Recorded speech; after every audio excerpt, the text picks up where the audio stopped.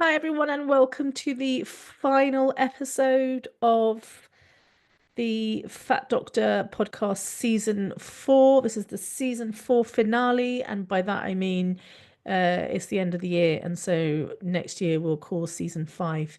Um, so this is me ending the year on a with a bang. Or not with a bang, more with a fizzle, but it's all right. I'm really I've run out of things to say. I've also got a nasty cold coming on. And I have to go and spend a couple of hours this afternoon at my youngest child's Christmas fair. And which is fun because it's the nativity play followed by a bake sale and a few other bits. And listen, I've been doing this now, like my oldest is 18. I've been doing it for quite a while. The nativity becomes a bit, I mean, it's cute and everything, but it becomes a bit boring after a while. And since my youngest is not one of the cute ones doing the nativity and is just a narrator, I'm not gonna lie, I'm not very enthused about it. But I'm gonna go because I love her and I don't want to let her down. And I've got a cold. I'm feeling rather crappy. So I'm not promising a huge big finale. Like I said, we'll just we'll just get through this, shall we? Um oh dear. I'm really bigging it up, aren't I? I'm really making you feel like you're glad you're here. Okay, listen, what I wanted to do was I wanted to take a look back at the year. Not that I like to reflect too much at the end of the year. Like I know everyone's really into sort of the new year, and the new year is a new beginning. For me, new beginnings start in at the beginning of the zodiac calendar. So uh, in Aries season. So right now we're like we're in Sagittarius season, about to head into Capricorn. This is not the time or nor the place to be like, woohoo, I've got loads of energy. Quite the opposite. I don't have any energy. And we're not supposed to have any energy at this time of the year. For those of us in the Northern Hemisphere, we only have a few hours of light every day. And we're really not supposed to be doing much with it. So I'm not going to be all like, oh, I've got so many plans for the new year. I don't. We'll talk about big plans in April.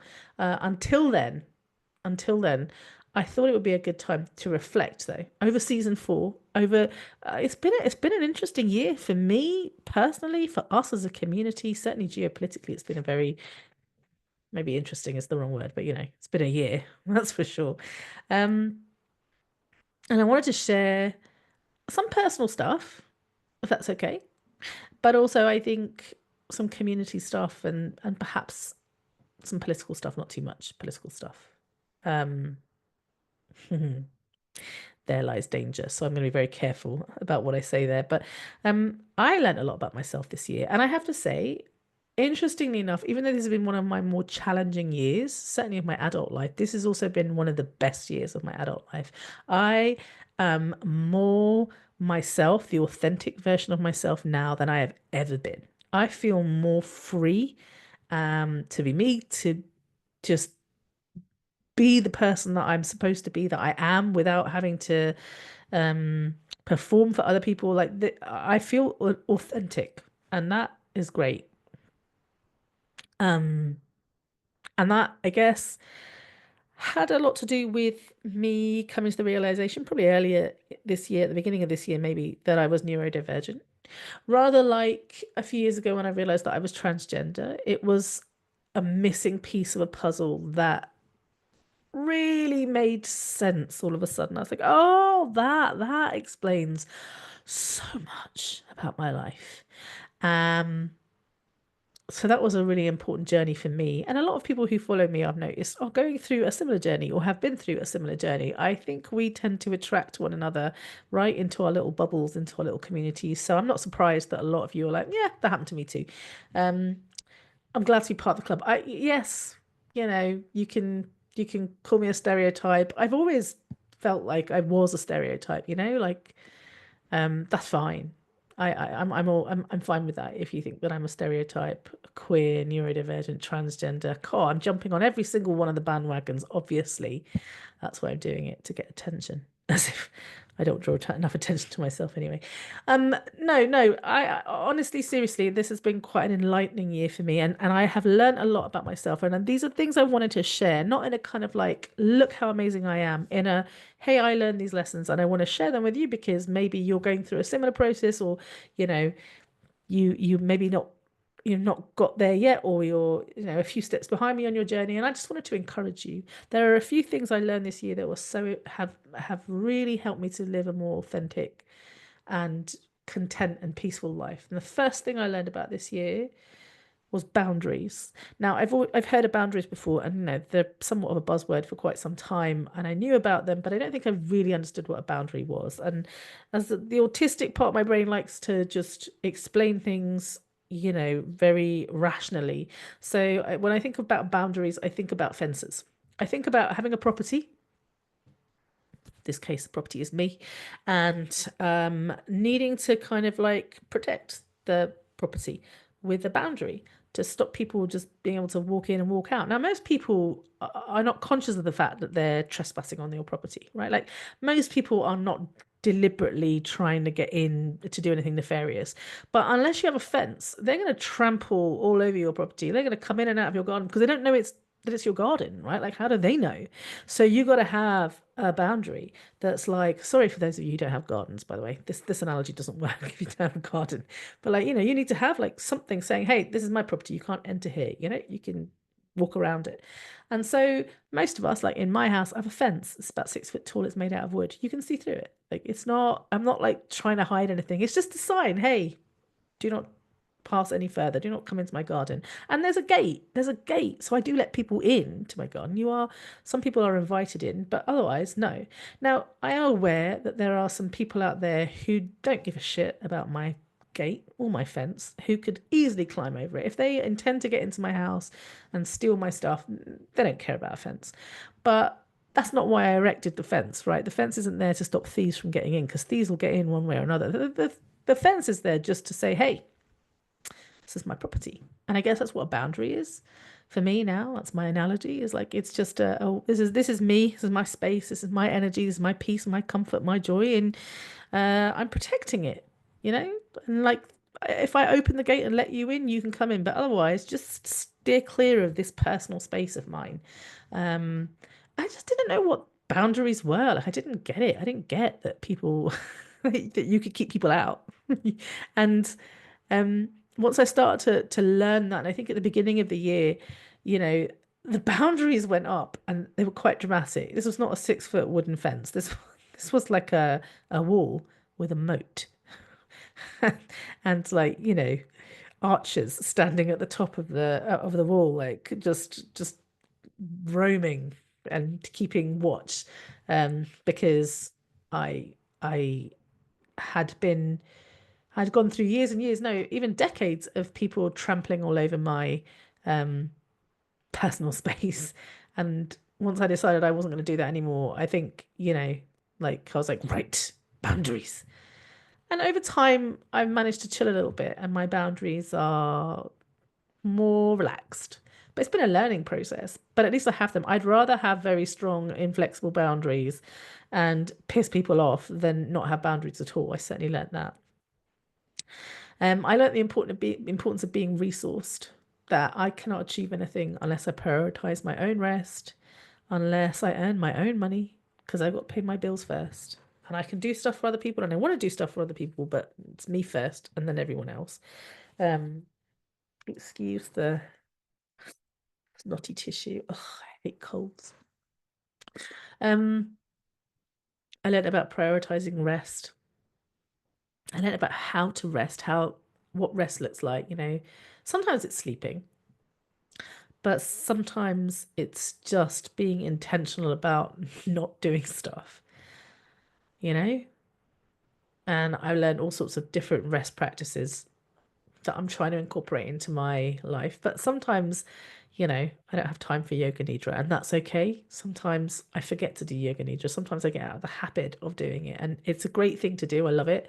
But also, prioritizing rest is sometimes saying, sod it, I'm not going to do that piece of work. I'm just going to go downstairs and watch TV instead, or I'm just going to snuggle in bed. I've got myself a little snuggle chair with a little quilt throw type thing that I can snuggle into, and just not constantly being on the go. That for me is the importance of rest and prioritizing rest, and also protecting my energy. One of a good friend and a member of my community was talking to me about this during Fat Festive and Fierce. We were talking about the holiday period, and she said something about limiting her exposure to toxic energy, kind of like if there's been a chemical spill. Um, the way of dealing with that is to limit your exposure as much as possible. And I like that. I really like that analogy because sometimes, no matter what we do, no matter how hard we try, like acid or chemicals suddenly just gonna get spilled all over the place like a big ugly mess. And our job, our response to that needs to be limiting our exposure because the more you're around the toxicity and the fumes and the acid eating away at the floor, like the worse it gets. So, if you have a chemical spill in a lab, you gotta wash your skin, you got to wash your eyes, you got to leave the building, all of that stuff. So limiting your exposure, I really like this idea. I've been trying to practice that um, over the last year, but definitely like hearing this analogy, I was like, oh, that's what I've been doing. Yeah. When things get a bit toxic, I'm like, yeah, bye, I'm out. I didn't realize I could do that. Didn't realize I could just walk away. And one of the things I did is that I love doing was that I stopped following people on social media. I got rid of them all. I was following like 400 and something people. I culled it down to a few. And the reason I did that was because it was just too loud. I just couldn't handle it. It was too much. And my poor brain was like, I can't handle this. I'm getting too caught up in it. Social media is not helping me right now. It's hindering me, and I think it can do both. So I stopped following loads of people, curated my Instagram feed. Now it's a very nice, safe place. And yeah, I'm not following everyone, but it's okay. It's all right. You could just say no, limit your exposure to stuff. And that leads me into the other thing that I learned this year, which has really been a real wow moment, was that I am going to disappoint other people and I am also going to disappoint myself, and that's okay. It is okay to be in a place where you're like, I could do that. I probably should do that, but I'm not going to do that. I'll end up disappointing the people I care about. I'll end up disappointing myself. Um, and that's okay because I can't be perfect all the time. And sometimes I need to be, I'm going to use the word selfish, but I don't mean that in a negative way. Sometimes I just need to prioritize myself and to just be like, I should be doing this, but I'm not gonna. Um, and I'm disappointed with myself, but that's okay. It's uncomfortable. It's not very nice to, let yourself down, let other people down. But sometimes needs must. And sometimes it's a choice. I often talk about recycling.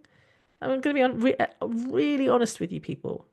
Um, Sometimes I don't recycle shit. Sometimes I'm upstairs and I'm tidying up and there's a can. And I'm like, the recycling bin is downstairs. And in order to put this can in the recycling bin, I have to stop what I'm doing. I have to go downstairs. I have to put it in the recycling bin.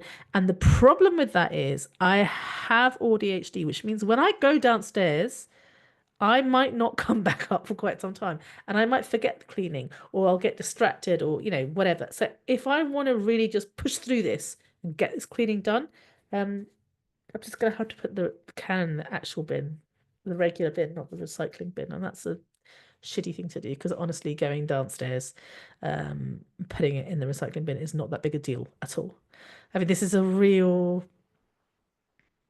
I don't like using the word first world, but first world problem, isn't it? Oh, the recycling bin is too far away. It's not cool, but I'm not going to lie. I do it anyway. And I don't feel comfortable admitting that. I don't feel like this is not something to be proud of, but also it's my reality. It's what I do. Uh, a person I care very much about has become a vegan recently, and I know them very well, and we were talking about animals and our love for animals, and I really do love animals, and I also eat them.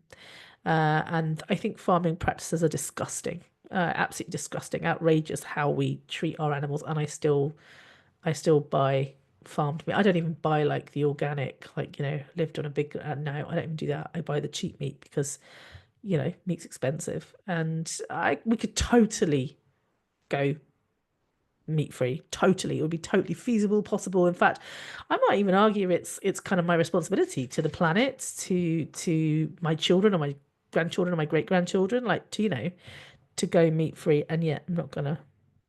I don't even have an excuse. I'm just not gonna. And I'm disappointed with myself. And I imagine I'll be disappointing some of you, and that's okay. Growth. Um, so this year, for those who haven't been paying attention, I quit medicine. And I told myself I was quitting medicine because the GMC were making my life miserable, which they were, and nobody wanted to give me a job, which I didn't really try that hard to look for one, but certainly people were making it difficult to have a job. But the reality is that I quit medicine because people started treating me like shit. People could not handle a transgender colleague. They could not handle a colleague who was invested in social justice. They couldn't handle an outspoken colleague who was drawing attention to the massive flaws within the medical system. They just couldn't handle me. And they were horrible to me, really horrible. Like I look back and I'm like, God, you were real shitheads. I'd love to name names. I'm not going to bother because I'm not petty. Although I maybe one day I'll want to be petty and I will name names, but right now it's not the time to name names. But people were really shitty. Like going as far as to be petty enough not to give me a reference. Who does that? I wasn't asking for a glowing reference, just a reference to say, yes, I worked with you and I was a safe doctor. But no, they wouldn't even do that. Um, and also, it's a miserable job. It's a miserable, thankless job. And the people who work in medicine are not my kind of people. I don't want to be around all that toxicity. Like I said, I get to protect myself from that toxic energy. So, really, my decision to quit medicine, it wasn't that I was forced. It's because I just didn't want to do it anymore. That's the reality. It made me miserable. And so I left. And I am so happy that I left medicine. I didn't realize, it's really odd when we moved into this home, it was kind of an escape. We were escaping. We were literally fleeing. I needed to leave the life that I had sort of on the outskirts of London. I'd grown up in London. I lived on the outskirts of London. It was this kind of typical middle class rat race, keeping up with the Joneses, life. It was horrendous. It just wasn't for me. And I was tired of, being on the outskirts, being treated like I was an animal in a zoo that people could look at. I mean, so I was just fed up of it. Fed up of that for my husband. I was fed up of that for my children. I was fed up of it for me, and I just needed to escape. So we like ran away, and it took me a few days to find this home that we have now. We weren't really planning. We were like, this one looks good, fine, done. Um, so now that I've been living in it for the last 2 years, I realized just how amazing it is and how perfect it is and how the universe had a plan in this whole time. The universe was like, I know what's good for you. She knows shit. And she was like, this is the place for you. And so I would love to take credit, but nah, it was all, you know, that higher power that I subscribe to, whatever you want to call that higher power, who did this for us. And I feel the same way about leaving medicine and choosing to focus on the fat doctor, which started off, like I started off doing a blog. It was my way of surviving COVID, really, was like, I just need to do something else. And there was a part of me that was like, my time in medicine is probably coming to an end. I think that there was an intuitive part of me that knew, could read the signs on the wall and knew that I didn't have many years left in me and that I was burning out and I couldn't keep going. But I never once dreamed it would be as good as it is. I love being the fat doctor. I love doing the podcast. I love creating the masterclasses. I love learning about shit. And that's what I do. I spend a lot of time just learning, reading the research, understanding things.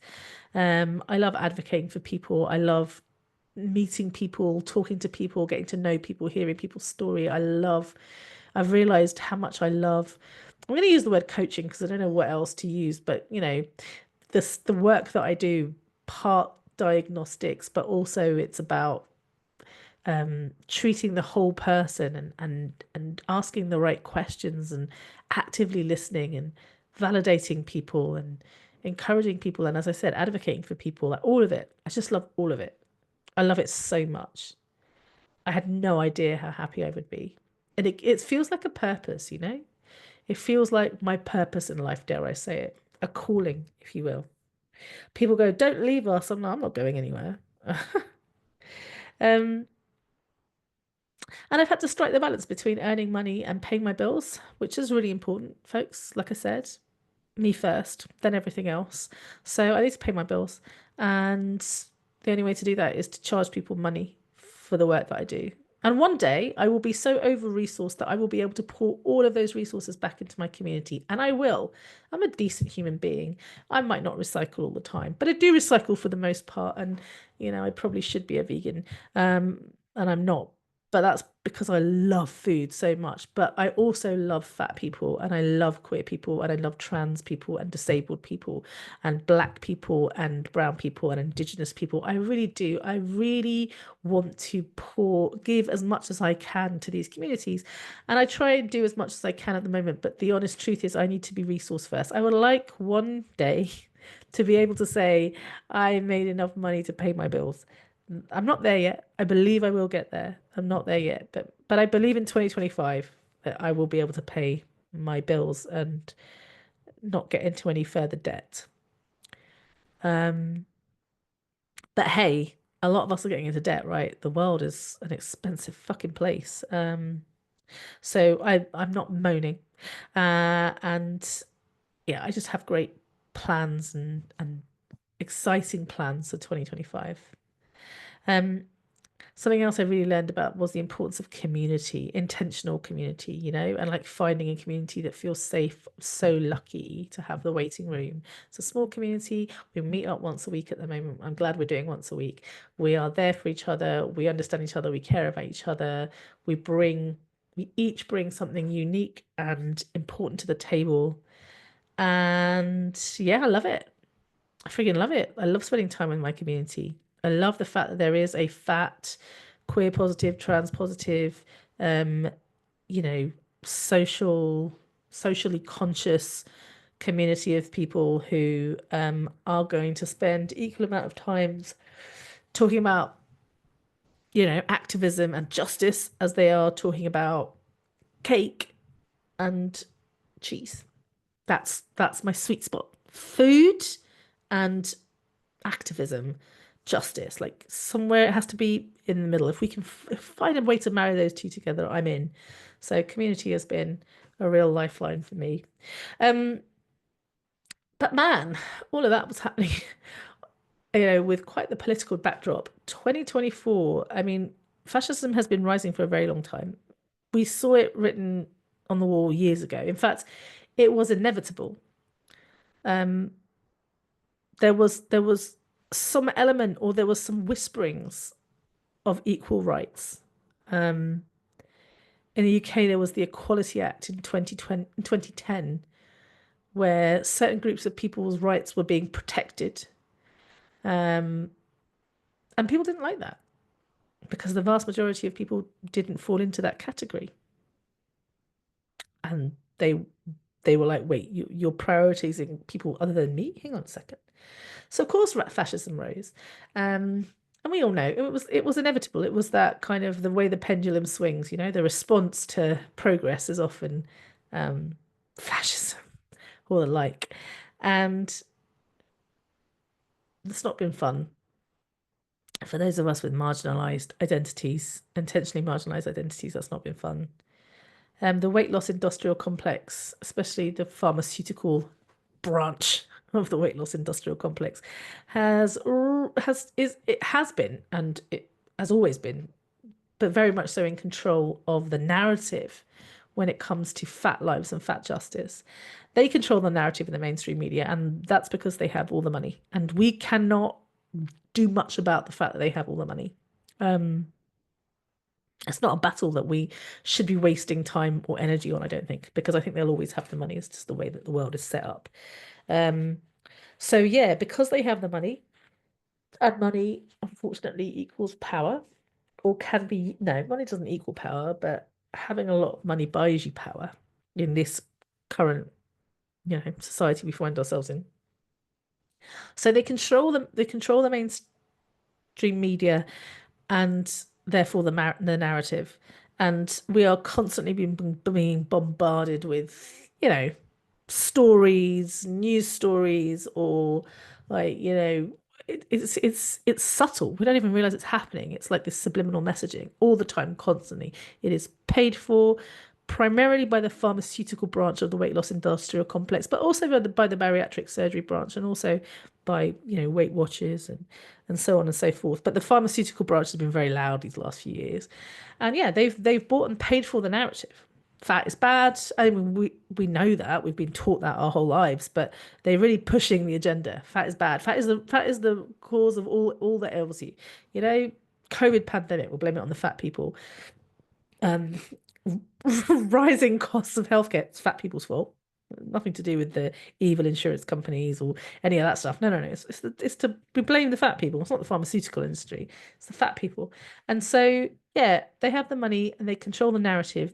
But you know what they don't have is they don't have the backing of the people.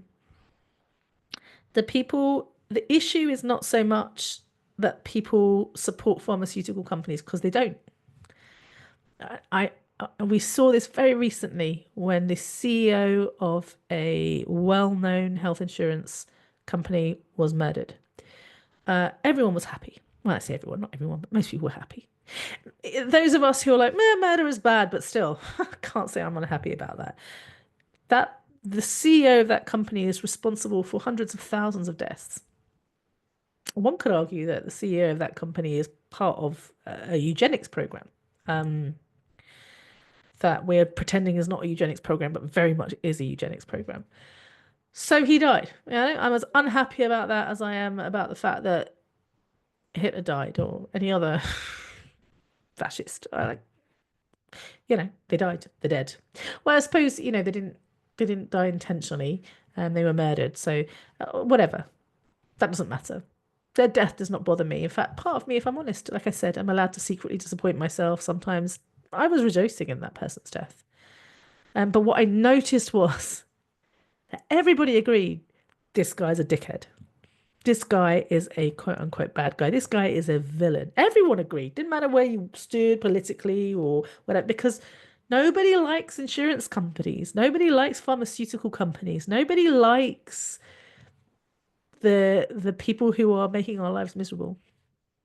And of course, sometimes people are deluded into thinking that the very people who are making our lives miserable are the good guys. Um, Propaganda will buy you a lot of goodwill, but up until a point, I just don't think there are many people out there who are like, insurance companies, yay, big pharma, totally trustworthy. I mean, most people are smart. So I think for the majority of people out there, it's an ignorance. It's a lack of knowledge. It's not an intentional choice. Oh, we choose to believe, we choose the pharmaceutical industry over the rights of our friends and loved ones. No, it's a lack of understanding and an ignorance. And the thing that makes me happy about that is that the more we talk about it, the more people eyes are opened, and people's eyes are opened. I am hearing story after story, people coming to me and saying, "You will not believe this, Asha, but a healthcare professional that I came into contact with knows who you are," or said to me, "Oh yeah, no, we don't do weight here," or "Oh, absolutely," or someone was saying like they went to get an x-ray or an imaging of some kind and needs to have a gown, and the person brought the gown in, looked at the gown, then walked straight back out, came in with the bigger gown, didn't say anything, just walked in, gave them the bigger gown. There was just no conversation, and this person was just like, isn't that amazing? Because that is not my usual experience. People are listening, people are paying attention. The more people hear the message, the more they go, oh wow, that's crap, no, we ought to do something about that. Not everybody. I mean, you're going to have the naysayers. You're going to have people who are part of the weight loss industrial complex who are going to shout very loud and say, "Ugh," but you know what? Those people are not the majority of people. And there are a lot of people out there whose hearts and minds you absolutely can reach just by sharing the message. Like you don't have to do anything other than be like, read this, look at this, check this out. One of the things I really want to focus on in the new year is is the basics. I think as part I've you've all been following me on my journey. I learned the basics and then I learned more and more and more and more, and I forgot about the basics, and I forgot that there are people who are just right at the beginning of this journey, and I want to provide more and more resources for those individuals. So I'm going to be focusing on like the importance, the basics, the fundamentals, to help people. And of course, No Way, the book that I'm writing, is very much that. Like chapter 2 right now, we're talking about what controls weight, why you didn't fail the diet failed you. Um, Basic stuff, but really important stuff. So yeah, getting the message out there, it is making a difference. And so that's giving me something to look forward to. I'm hearing the stories, I'm hearing the reports of positive changes within the healthcare system. I know it's a tiny drop. I get it. It's nothing compared to what needs to be done, but it's something. It's more than it used to be. There is, what I'm saying is it's possible to make a difference. And if one of us tries, but if all of us are trying, then I think we can make a difference. I really do. I'm feeling very positive about it. And the Association of Weight and Size Inclusive Medicine has just been formed. This is exciting stuff. The Association of Weight and Size Inclusive Medicine. I am very much looking forward to working with this organization, certainly a member of the organization, and to work with this organization, because it's the Association of Weight and Size Inclusive Medicine, folks. Isn't that amazing? Look at the work that NAFA's been doing. Passed a law in New York City. Size discrimination is no longer legal. Isn't that amazing? Yeah, it's just New York City. One could argue, oh, it's just only one city in a very large state in a very large country. But what it was the first one. It just takes one, and then the next, and the next, and the next, and the next, and it's kind of like a snowball effect. So I am so excited about the work that is being done. And since we don't have the money, but we do have our voices, the important thing to remember is that we cannot be silenced. And that's the thing that I want to leave you with at the end of 2024, at the end of season 4, is the importance of not being silenced. This year, I decided that in order to continue with this podcast, I was just going to switch on my mic, write a few notes, and start recording. I wasn't going to try and be perfect. I wasn't even going to try and be good, because that was asking too much. I was just going to show up consistently and talk and not be silent. And I'm very grateful to those of you who listen to me every week and tuning in. And some of you even sent me your Spotify Wrapped, and my podcast was right near the top. I was number 1 for some people and number 2 from some others, and I was like, wow, that's exciting. Some of you are really listening, and I appreciate that. But actually, the most important thing is that I'm showing up consistently and saying something, and not allowing my voice to be silenced. And on that note, those of you who know, I have been investigated twice now by the General Medical Council. The General Medical Council are responsible for many things, but they basically hold our license to practice medicine. So they hold our registration. So even to be a doctor, yeah, and also to have a license. So you can have a registration. In other words, I'm a doctor, I'm a registered doctor, medical doctor. But my license is something I have to renew every year. So those are two slightly different things. I have given up my license to practice, which means if I want to start practicing again, I basically have to get to like fill in a bunch of paperwork and do a little bit of work to get my license back on again, because you do an appraisal every year. So basically I have to get reappraised, but I haven't given up my registration. The only way that I can give up, well, the only way I can give up my registration is A, refuse to pay for it, or B, is if they take my registration away. And they have tried really hard to do that this year. They really don't like me speaking out. They have tried very much to silence me. In fact, I think people are doing this intentionally.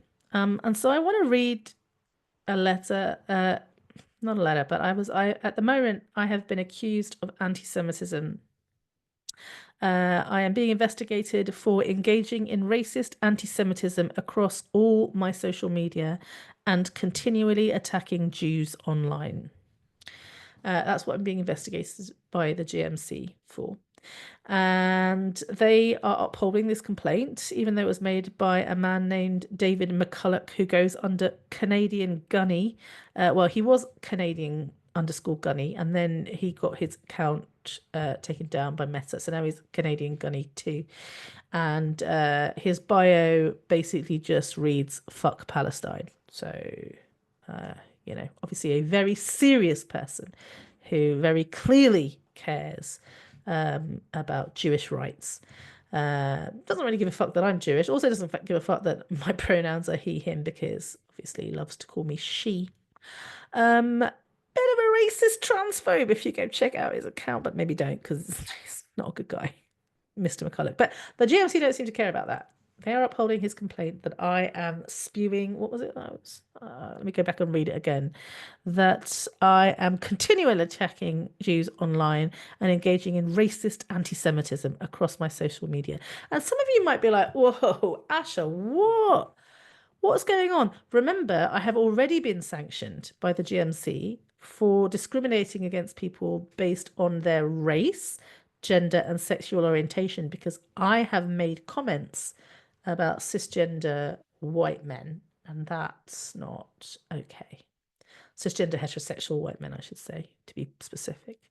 Anyway, here's what I had to say about this most recent investigation. I would like to end by highlighting that prior to my social justice advocacy on social media, I maintained an exemplary professional record. I've never had a serious complaint raised against me, nor have I been involved in any significant untoward incidents. I served as a GP appraiser for many years, a role requiring the utmost professionalism and trust. However, since I began speaking out about social justice issues, individuals who disagree with my political ideology have weaponized the GMC complaint process as a means to harm me. Despite being a transgender, queer, Asian, neurodivergent doctor, I was previously sanctioned by the GMC for discrimination against cisgender heterosexual white people based on 2 tweets. These tweets, intended as a critique of systemic privilege, were interpreted as bringing the medical profession into disrepute. The GMC chose to apply the very rules meant to protect marginalized individuals like myself in a way that silenced me instead. Now I find myself in a similar situation. Seems the GMC is once again willing to silence doctors who challenge the status quo, regardless of the context or intent behind their words. These actions have ruined my career, and I am no longer able to practice medicine. This is not just or fair, and it runs counter to the very principles of medical ethics the GMC is entrusted to uphold, particularly the principle of justice. Justice is one of the 4 foundational principles of medical ethics, and it demands fairness, equity, and protection for those who face discrimination or marginalization. I urge you to reflect on whether the way I've been treated by the GMC over the past 3 years aligns with those principles, as the GMC should be protecting justice, not using it against those who stand up for it. This is particularly significant given the numerous reports highlighting racism and other forms of discrimination within the GMC's investigative process, especially towards doctors with marginal identities like mine. It is troubling to think that such systemic biases might be influencing the decisions made about my career and my ability to serve patients. So I wrote that, and when I say I wrote that, I wrote some of that, and ChatGPT wrote most of it, and I'm really proud about it. But the important thing I want you to take away from that is that I will not be silenced, and none of us should be silenced. They'll want to silence us. They will do everything they can to silence us. There are people out there that will weaponize the GMC complaints procedure over and over again to silence me. The GMC will uphold those complaints, even though they are bullshit. Absolute, utter bullshit. I promise you, if I was a cisgender heterosexual white man, they would never dream of investigating me. Of course, if I was a cisgender heterosexual white man, chances are I wouldn't be as invested in social justice. And isn't that the point? Those of us with the most marginalized, intentionally marginalized identities are often the ones who are speaking out against injustice, and therefore on the front line. Often the ones on the front line. We are the ones that are going to sustain the most amount of injuries. They will do whatever it takes to silence us, but I cannot stress the importance of this. They may have the money, they may have the narrative, they may hold, they may be the puppet masters, they may control the mainstream media, they may be able to do all of these things, but they cannot and will not silence us. That's one thing they cannot do. They will try everything in their power. And up until the point of intentionally allowing harm to come upon us through the healthcare system. That's one way of silencing us, is to harm our physical health. They will try, but they will not win. I will not be fucking silenced. The GMC can take my registration. They can shove my registration up there. You know what I was going to say, where the sun don't shine. I don't care. I will not be silenced. I will not back down. I will not be forced into submission. This message is too important. The way that fat people are treated within society is unacceptable. It is intentional marginalization. It is eugenics within the healthcare system. I don't care whether you agree with me. I don't care whether you agree that, that there is a genocide going on in Palestine either. I don't care. Like I said at the beginning, I don't care. These are the facts. These are the truths. There's no denying what is going on. Whether you like it or not, this is the situation and this is the line.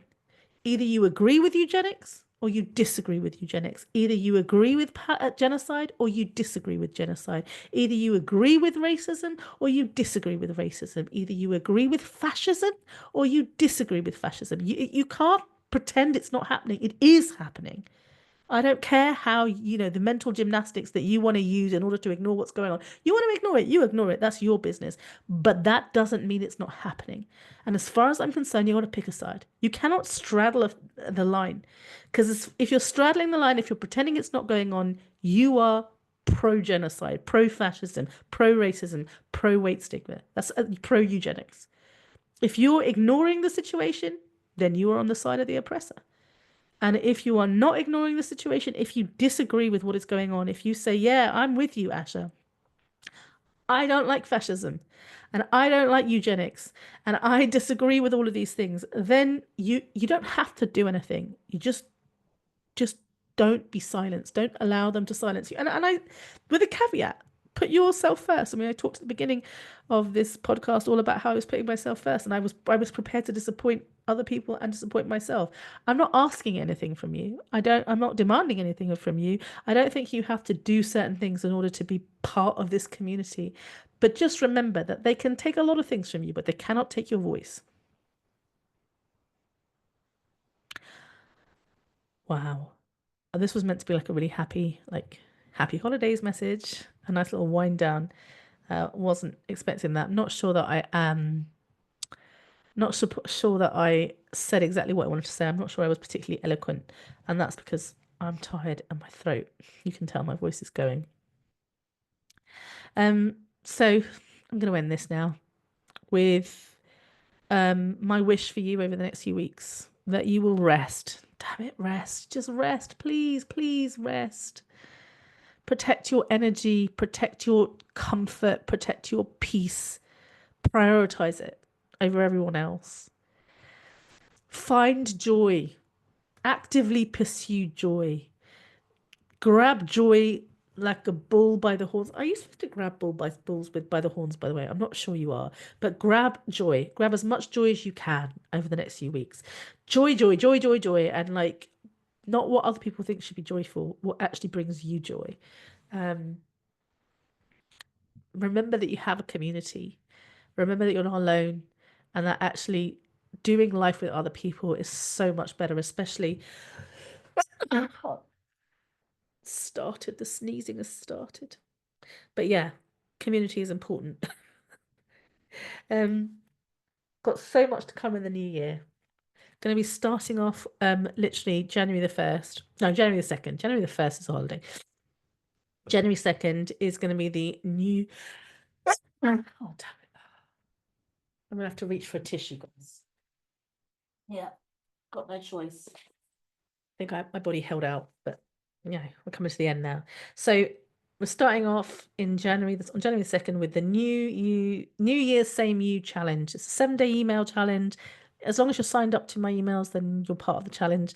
You don't have to do anything, you just get emails where I will be reminding you that it may be the new year, but that you really don't need to change at all. And it is the beginning of my kind of antidote to diet culture season, which begins, as we all know, post Christmas, and January is the worst of it. So, yeah, I will be providing as much anti diet content as possible in January, starting with New Year, same you, 7-day challenge. So, make sure you're subscribed to my email list.